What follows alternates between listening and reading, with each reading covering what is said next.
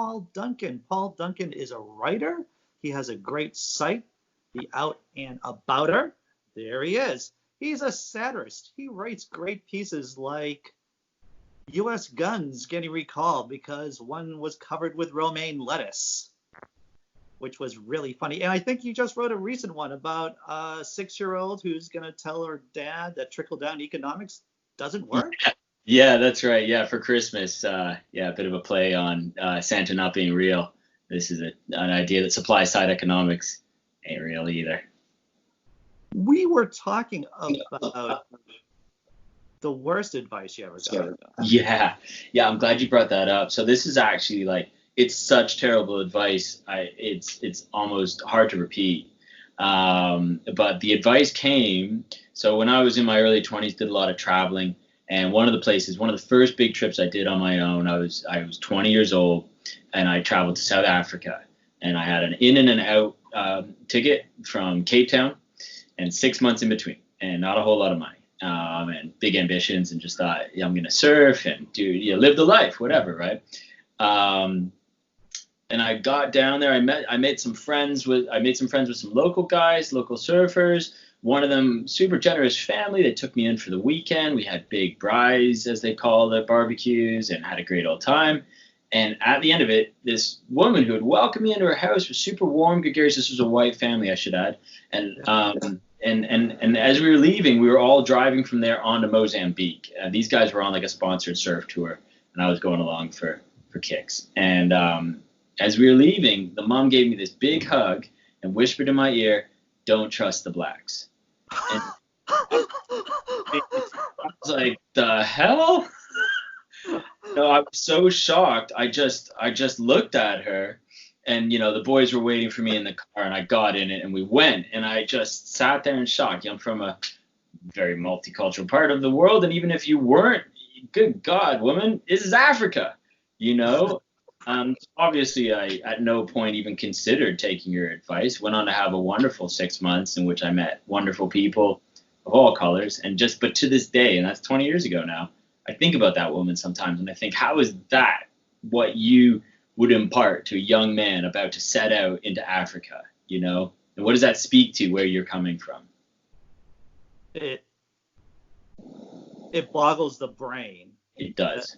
That's what it does. It does. Yeah, it's truly sad. It's weird what white people say to each other. Yeah, well, that's true too. Yeah. When there are only white people around. Absolutely.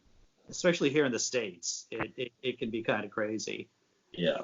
I've got maybe 8 minutes of stand-up comedy based on one of the incidences that I personally experienced. I won't get into it now, but yeah, some of the stuff is just off the charts, and you just left, and it always comes out of left field, right? Yeah, absolutely.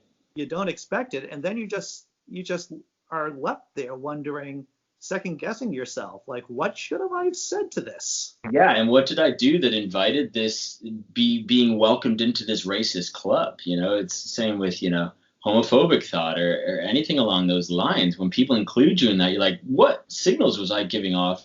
Often not. You have to be realistic and not too hard on yourself. You have to just think, man, I was just a straight white guy, and this person decided I must be in their club of bigotry, and decided to just unload this total turd of an idea in front of me, without even asking. Oh, right. They just feel like they're doing you a favor.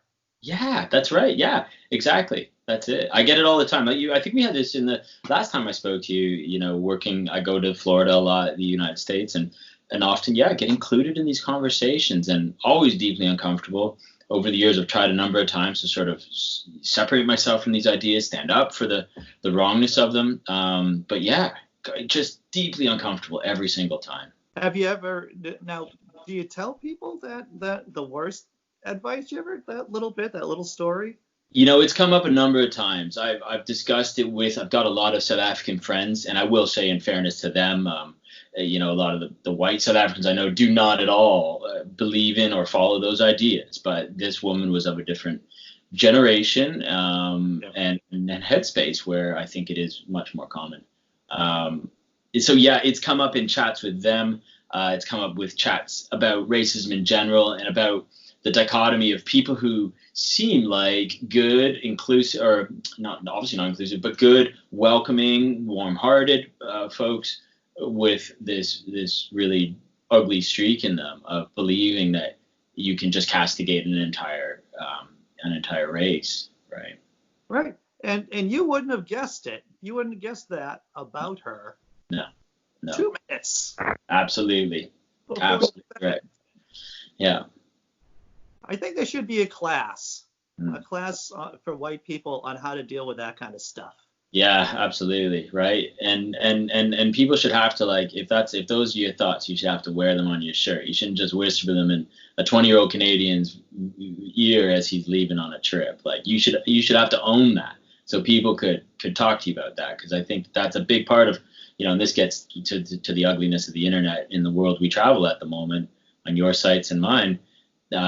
People harbor these inner thoughts and just unleash them in little drips and drabs out into the world, this little poison, this little toxin, without it ever actually getting dealt with.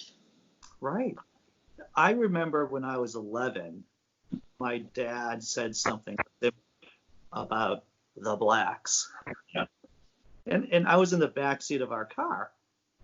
And I said, that doesn't sound right to me. Yeah, exactly. That's not what Schoolhouse Rock says about that's right. About people. And then my mother said, listen to your father. He was in the military. He was in the army with them. Oh, yeah. Right. And I'm like, I don't think that supports your point. Yeah.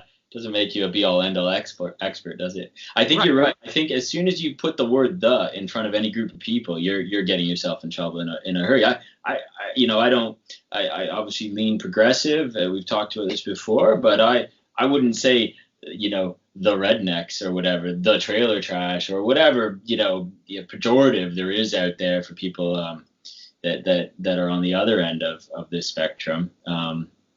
I think it's a bad idea. You just group it. That's automatically making a group of people that no one really fits in tidily. Right. Well, Paul Duncan, thanks for coming on the Best Advice.